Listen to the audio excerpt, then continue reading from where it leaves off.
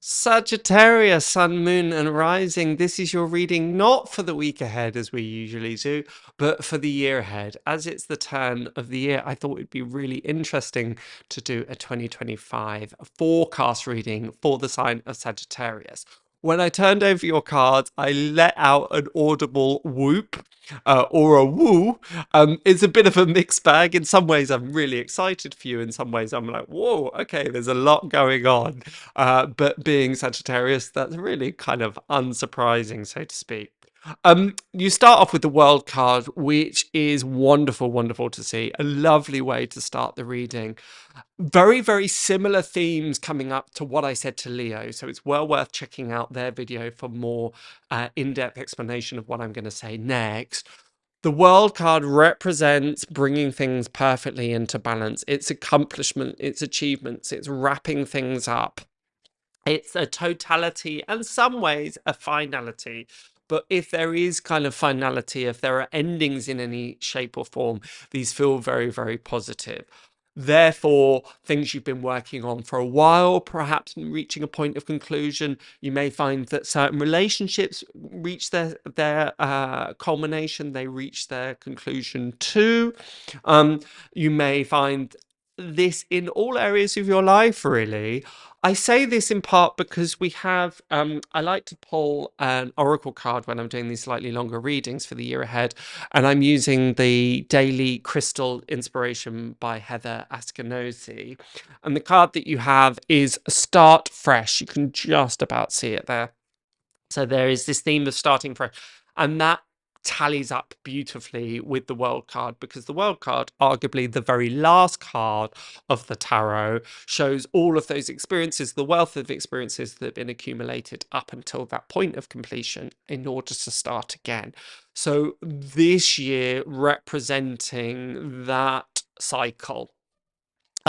As much as the World card shows endings, completion, it also shows the rounds of rebirth. So we need to close things in order to start things. Very much like I said to Leo, this isn't necessarily a year of just maintaining the status quo and just carrying on. There would be a big call and a big push for you, Sagittarius, this year to put an ending, put a completion to that which needs to be done. If we don't, it's likely to get you into hot water. So if you find yourself kind of ignoring the obvious or trying to turn a blind eye rather than starting fresh, wiping the slate clean, right, we're going to begin. That may at times feel a bit scary. It might at times feel a bit overwhelming, particularly as we have the Chariot card here, and it represents having to keep in control of duality. This word duality came up for Leo as well. So there's a definite overlap between what's going on with you. So if you have your sun, moon, rising in both Leo and Sagittarius in some configuration, then this theme is going to be really, really powerful for you. All of that about duality, trying to balance duality, work-life balance, relationship balance, trying to keep in control of two projects that are going on simultaneously, feeling pulled in opposite directions about particular things, lots of ambivalence. Should I stay? Should I go? Should I move? Should I? All of these things of, oh, I don't quite know which way to go. A lot of this feeling very, very exciting. So as full on as this may seem, if anybody has the optimism and the vision in order to do this, then it's you, Sagittarius. So I have full faith and full trust that you'll be able to do it. In between the World card and the Chariot card, we had the Six of Cups. A very wistful, nostalgic card, often about childhood, often about the past. There is, and I don't quite know in what sense and in what way, but I'm being told that in order to move forward, we sometimes have to move backwards. Again, beautifully demonstrated or symbolized with the archer, with the arrow. We have to pull it back in order to launch the arrow forward. Therefore, if there are still loose ends to be tied up, as we see in the world and the bindings that wrap up the laurel wreath, if there are still endings that need to be wrapped up, wrap them up. I don't know how many ways that I can say that. This may also include some inner child work, resolving things from our past. They don't necessarily have to be tumultuous, they don't necessarily have to be traumatic, but in order for us to progress and move forward, we have to ensure that there's nothing kind of still simmering, whether that's disagreements, fallouts, stuff from your childhood, or that contract that you should have picked up, or that thing that you need to finalize, that bill, whatever it is. Make sure that you're able to start with a fresh slate. If you don't, it's likely that those things, those skeletons in the closet, or those things that you've overlooked, or those things that you've just gone, oh, I'm sure it'll be fine, it doesn't really matter, will likely rear their head again and trip you up. And as you are in this point of the chart, you're going to need all the resource, all the focus, all the strength and ability that you need, that's needed. And if these little things come up, they're almost showing it to me as like rocks on the path that may knock your wheel off from that forward progression. An interesting year, perhaps, around relationships. I say this because you have the Devil card and the Lovers card here. They are direct opposites of one another. You can see Adam and Eve. Instead of the angel, you've got the angel of darkness, or the fallen angel, or the bringer of light, Lucifer. Now, this is on two scales. So interesting how the Lovers appeared in the sign of Leo as well. I know I've mentioned it before, but go check it out. It'll be really, really interesting for you as well, Sagittarius.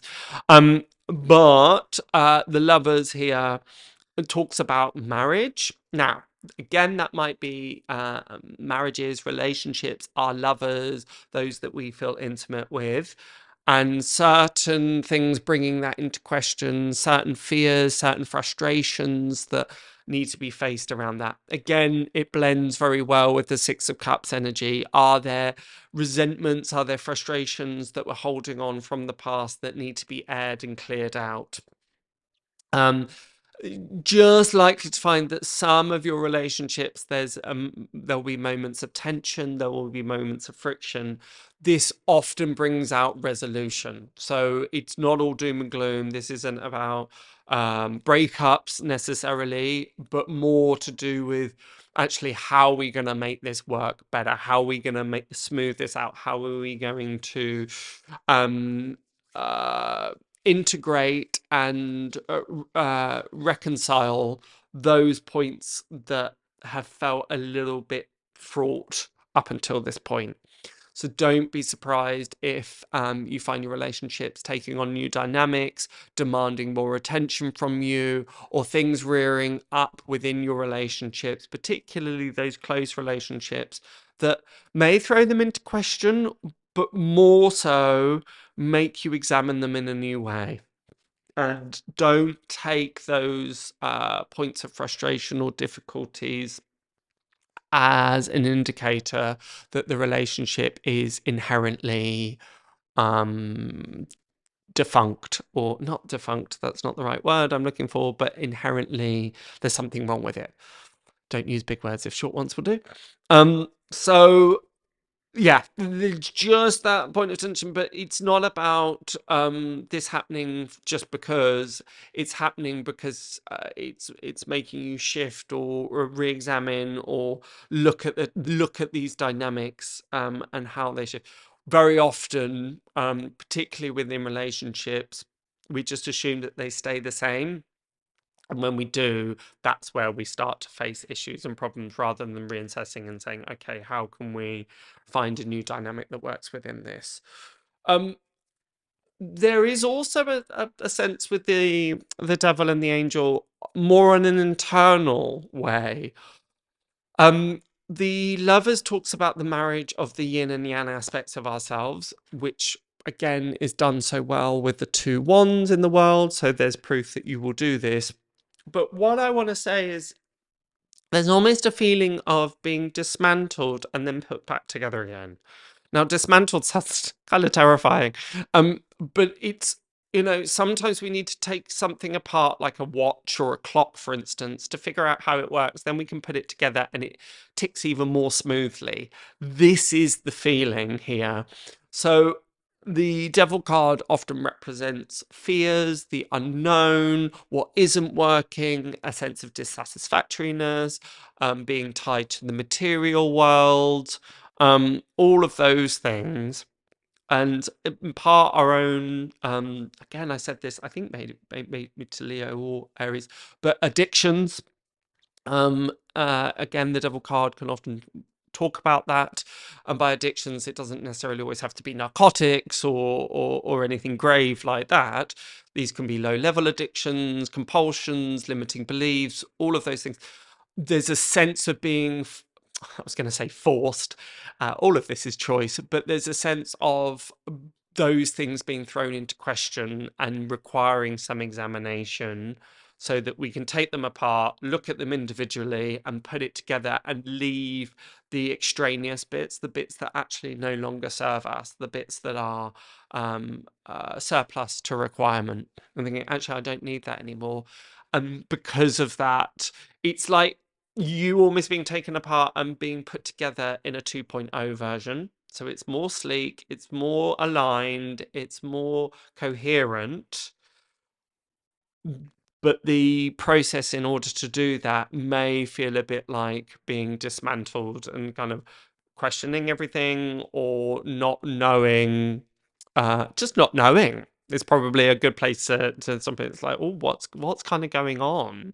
What particularly jarring on the back of the world where there will be this great sense of accomplishment and achievement, but it's almost getting you back to there in a more integrated place. It's like you've done that, you've done the accomplishment, you've done the achievement. So what's next? Well, what's next is to pick it all apart and then put it all back together so that it's, sometimes the hardest things to do, if we, just using this example, we get a new Lego model and we spend hours and hours trying to figure out how the whole thing goes together, and we look at it and we're like, oh, this is amazing, it looks really great, and then we kind of, somebody comes along and trips over and smashes it all to smithereens. Well, know that when you do it the second time it will be much quicker, or you realize, actually, I don't need that bit, I can do it like this instead. Although we know with Lego you normally have to follow the manual, but there is no manual for life. But you'll learn things much in a much quicker and much easier way.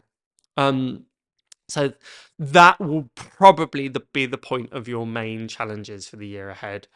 As I say, because of that, coming away with a greater sense of clarity, inner clarity, a greater sense of self in general. So I hope that helps, and I'm wishing you a very, very gorgeous end of the year. Be sure to check out your rising sign and your moon sign and your sun sign for a full and complete reading. Put in the comments below if you're both Sagittarius and Leo. I'd love to hear. That'd be fascinating. And yeah, until next time, bye for now.